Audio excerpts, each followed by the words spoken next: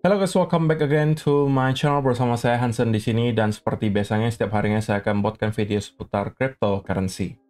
Apa kabar hari ini semuanya? Semoga dalam keadaan yang baik-baik saja. Teman-teman, kita melihat Bitcoin pada akhirnya melanjutkan recovery-nya dan berada di kurang lebih area 114.800. Kita mau bahas di video hari ini bagaimana update-nya in terms of price action dan juga beberapa data di belakang layar yang menurut saya cukup penting untuk kalian simak. Jadi pastikan kalian stay tune terus sampai akhir video. Per hari ini kita melihat crypto global market cap itu berada di angka 3,77 triliun dolar atau naik sekitar 1,28%.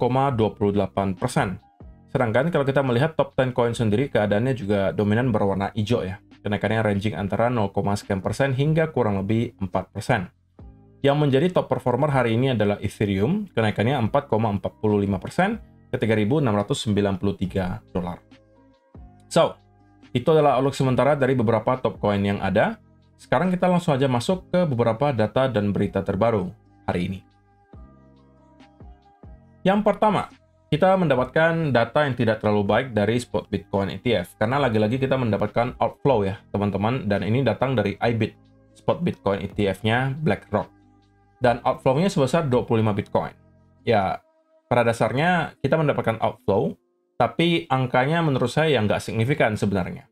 Jika kita bandingkan dengan inflow yang terjadi selama beberapa bulan terakhir. Di mana secara average gitu ya, atau rata-rata, itu terjadi inflow ribuan Bitcoin per hari. Itu terjadi selama kurun waktu 2-3 bulan terakhir.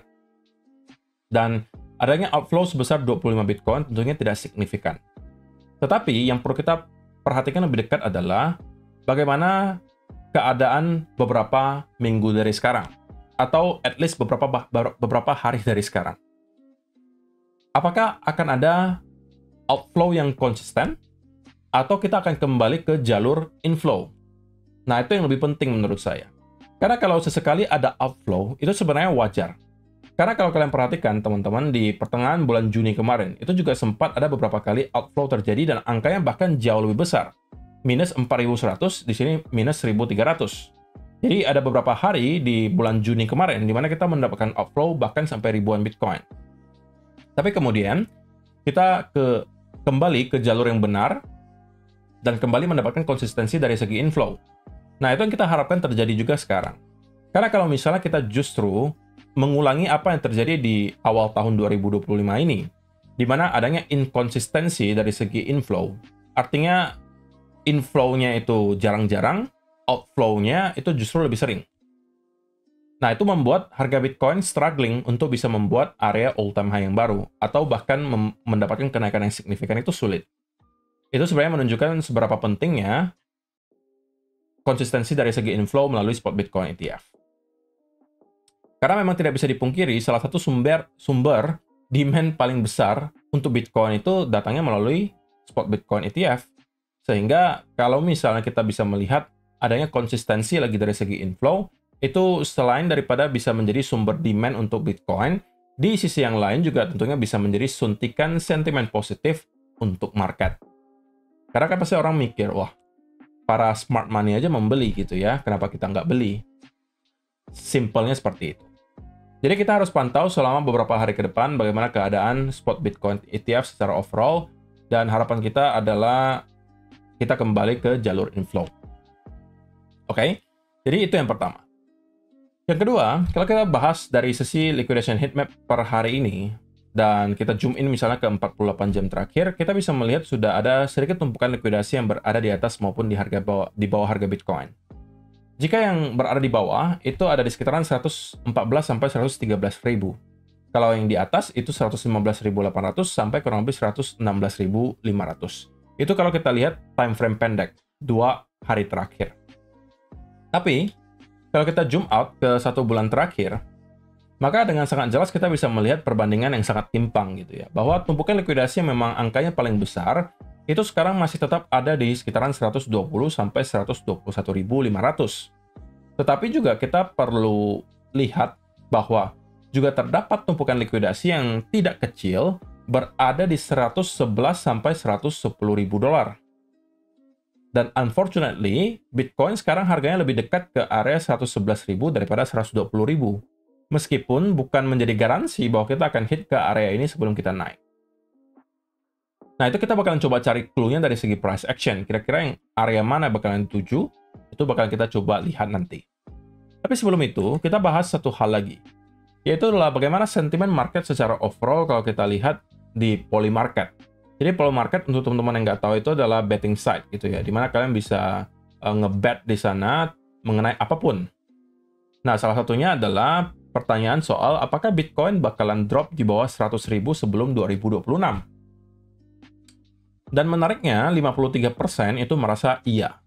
Artinya 53% dari yang orang-orang yang ngebet di sini merasa bahwa Bitcoin itu bakalan drop di bawah 100.000 sebelum tahun 2026, yang artinya berarti 2025 tahun ini. Kita juga udah di bulan Agustus, dan tersisa beberapa bulan lagi di tahun ini, yang artinya mereka merasa bahwa tidak lama lagi kita bakalan melihat Bitcoin drop di bawah 100.000. Yaitu menunjukkan bagaimana sentimen market secara overall ya. Untuk sementara berarti majority itu justru dalam keadaan bearish. Ya meskipun kita melihat Bitcoin belum lama ini breakout ke all time high yang baru ya, tapi justru kita melihat market cenderung dalam keadaan yang bearish. Jadi itu sesuatu yang menurut saya cukup menarik.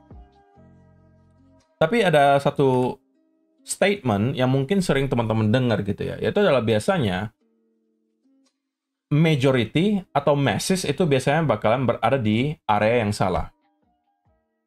Artinya kalau kalian berada di kubu yang mayoritas, itu biasanya di kripto itu adalah orang-orang yang biasanya memberikan atau mempunyai opini yang salah. Jadi kalau misalnya kita melihat majority bearish, itu biasanya justru market menjadi bullish, sedangkan kalau majority bullish, itu biasanya justru kita menjadi bearish. Simpelnya seperti itu. Oke? Jadi, kalau kita bahas dari segi price action sekarang, apa yang sedang terjadi, kita bakalan coba lihat. Nah, setelah di video kemarin kita telah membahas bahwa ada beberapa clue yang mungkin bisa kita temukan untuk menentukan apa yang bakalan dilakukan oleh Bitcoin berikutnya. Yang pertama, sekali lagi, ini saya ulangi. Kalau misalnya kita bisa mendapatkan ada bullish continuation pattern dari area ini, oke? Itu menjadi pertanda bahwa Bitcoin bakalan meneruskan push ke area 116 ribuan, teman-teman. Saya rasa maksimum akan bisa hit sampai bahkan 117 ribu. Sebelum pada akhirnya mungkin mendapatkan rejection kembali ke bawah. Itu dengan catatan kalau kita bisa melihat ada bullish continuation pattern di sini. Tapi beda cerita, teman-teman, kalau misalnya kita kemudian melihat secara tiba-tiba ada momentum bearish yang cukup kuat, kita mendapatkan ada sell off, diikuti ada bearish continuation pattern berupa bear flag.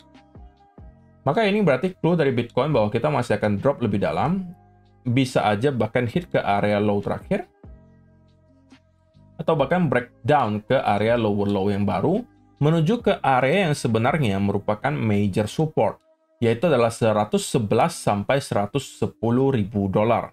Yang saya sampaikan di video kemarin bisa menjadi tempat di mana teman-teman mungkin start looking for a setup untuk long.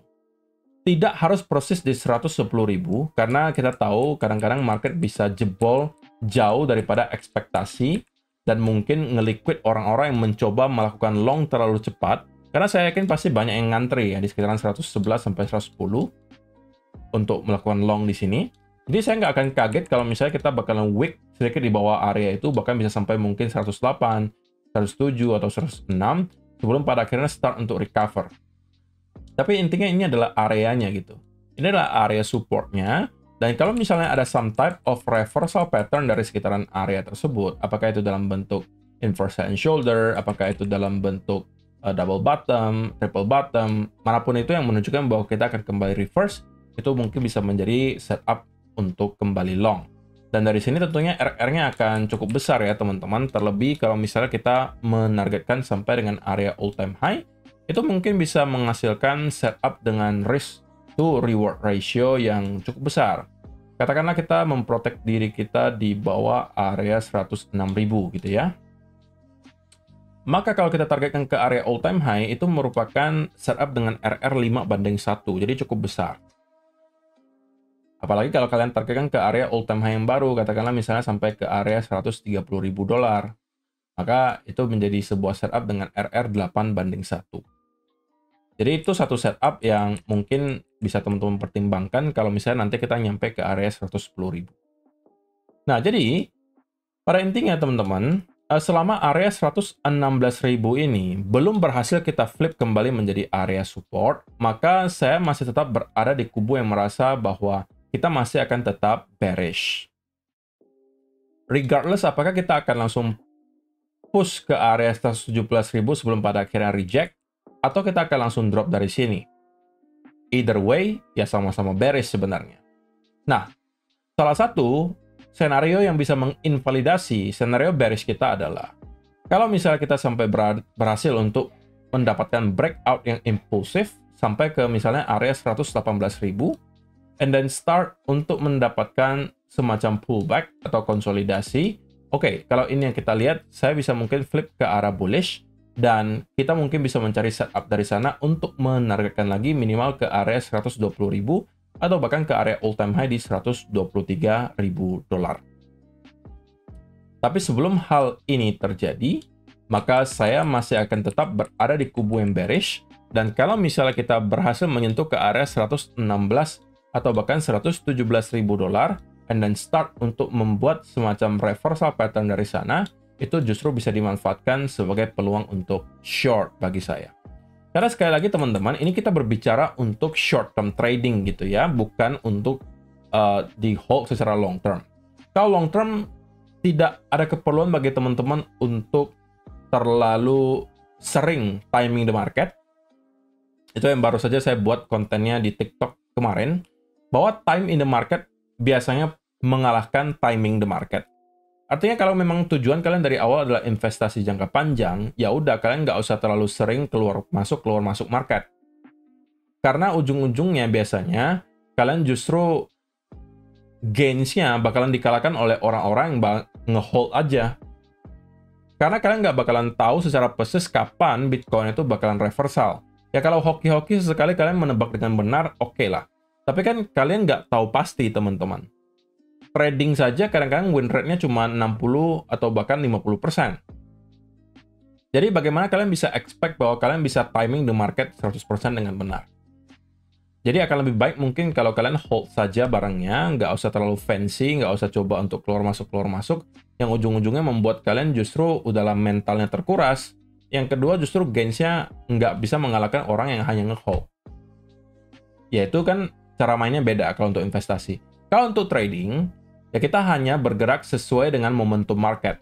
Kalau market lagi pengennya bearish, ya udah kita short. Kalau market lagi pengennya bullish, ya udah kita long. Jadi cara mainnya berbeda, jangan sampai disamakan. Dan kemudian ada komentar, wah berarti Koko sekarang udah bearish di Bitcoin, berarti kita mau masuk bear market ya kok? Nggak seperti itu teman-teman. Oke? Dan kalaupun kita langsung naik dari sini, dan saya short, itu nggak ada masalah sama sekali. Karena itulah fungsinya stop loss, teman-teman. Itulah fungsinya kalian membatasi resiko kalian. Kalau ternyata memang analisa kalian salah, kalian ada proteksi. Ya kan? Dan saya tidak akan terlalu pusingin kalau misalnya ternyata setup ini gagal. Kenapa? Karena kalau Bitcoin yang langsung naik dari sini, bahkan misalnya break ke area all-time high yang baru, saya lebih happy. Kenapa? Karena spot back saya berarti mendapatkan cuan yang lumayan. Jadi, saya rasa itu perlu teman-teman pahami. Harus kalian bedakan antara trading dan juga investing. Cara mainnya memang berbeda. Jadi kalau misalnya di sini saya jelaskan bahwa kita akan short, itu bukan berarti long term saya udah bearish di Bitcoin atau mid term saya udah bearish, tapi saya hanya memanfaatkan momentum yang ada. Itu aja ya. So, saya rasa itu aja yang mau saya sampaikan di video hari ini, teman-teman. Semoga bisa bermanfaat untuk kalian semua. See you in the next video. Bye-bye.